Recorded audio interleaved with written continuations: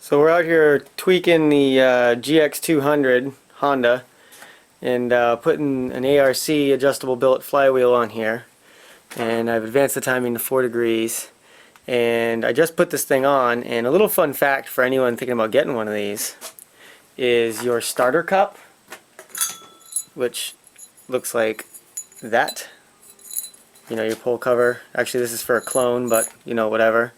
It doesn't go on there because of these adjustment bolts. You can see that right there. So that's a no-go. So what you have to do, or what I did, is ground. This is the genuine Honda starter cup because it was a little different.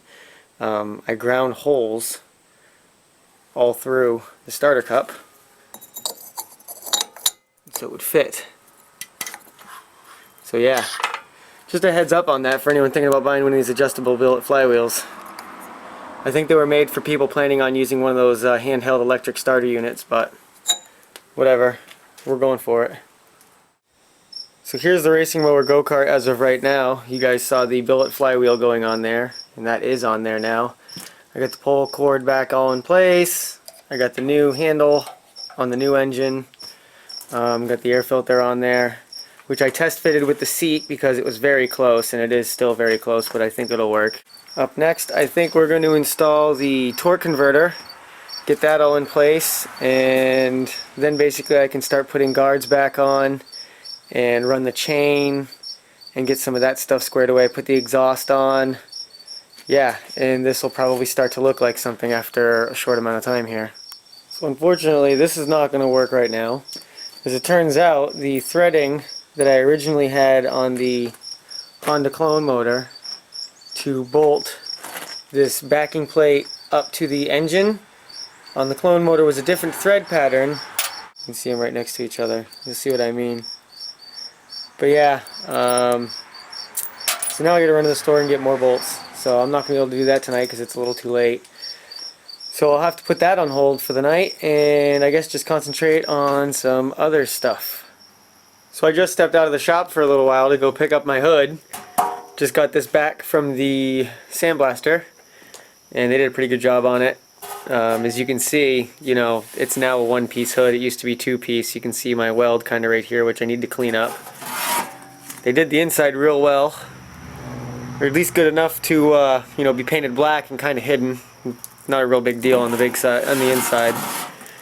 You can see the ends of it that I repaired already with steel, so those don't look so bad. But they obviously still need a little bit of body filler, and there's some low spots in the hood, like up here in the front there's a little bit of a dent. I'm going to have to fill that in and sand the whole thing down and paint it. But we're not going to do that right now. We're going to keep chipping away on this thing.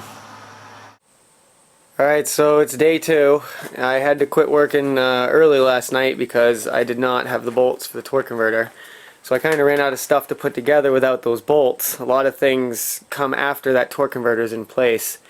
You can see I got the guard on there, and I got the cable for the brakes all hooked up.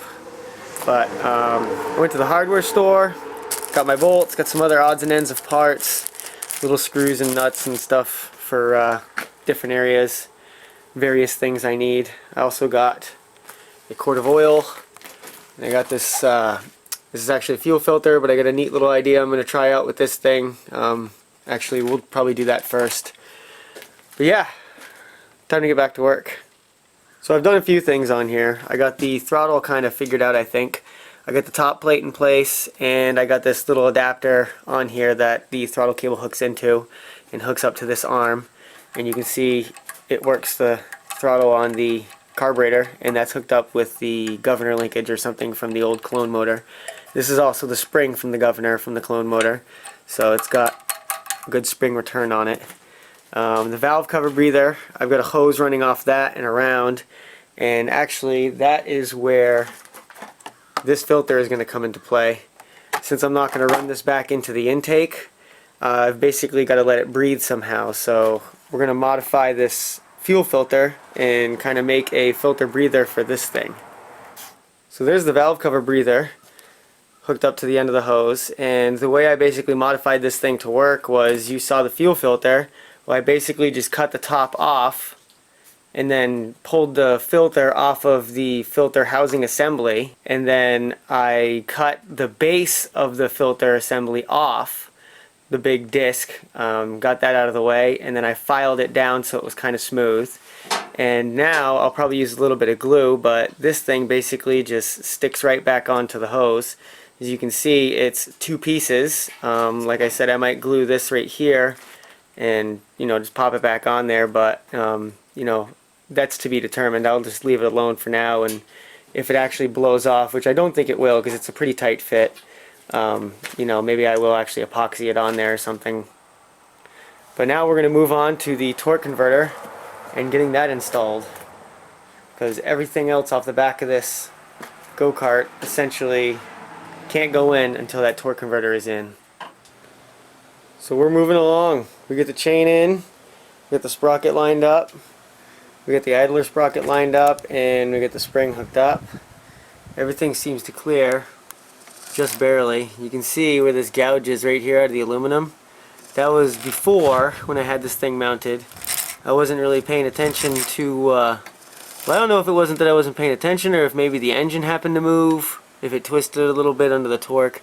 But this master link here, you can see that guy, he protrudes out a little bit further than all the other links, and at some point or another it chewed away my aluminum. So I think I got it lined up perfectly. I got those engine bolts tightened down pretty tight, and every fastener on here, if it isn't a nylock nut, I've hit it with this blue thread locker.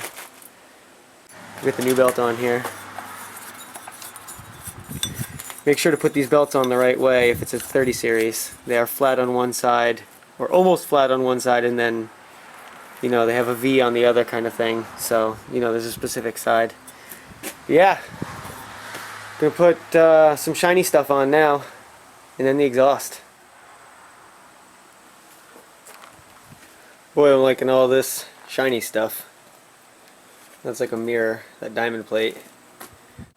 This whole thing will get one final cleaning before, you know, the unveiling, if you will.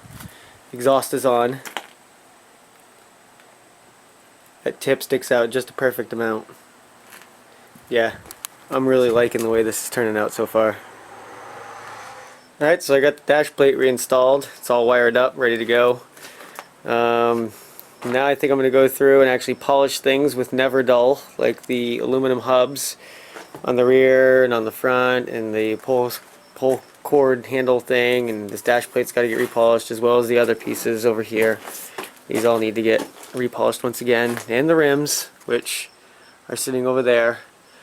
But yeah, I've also got to get to work on the hood, making sure that's good, and painting, finish up the painting.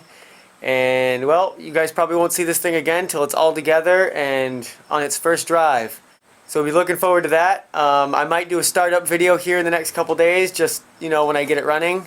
And yeah, that's pretty much it. We'll talk to you guys later.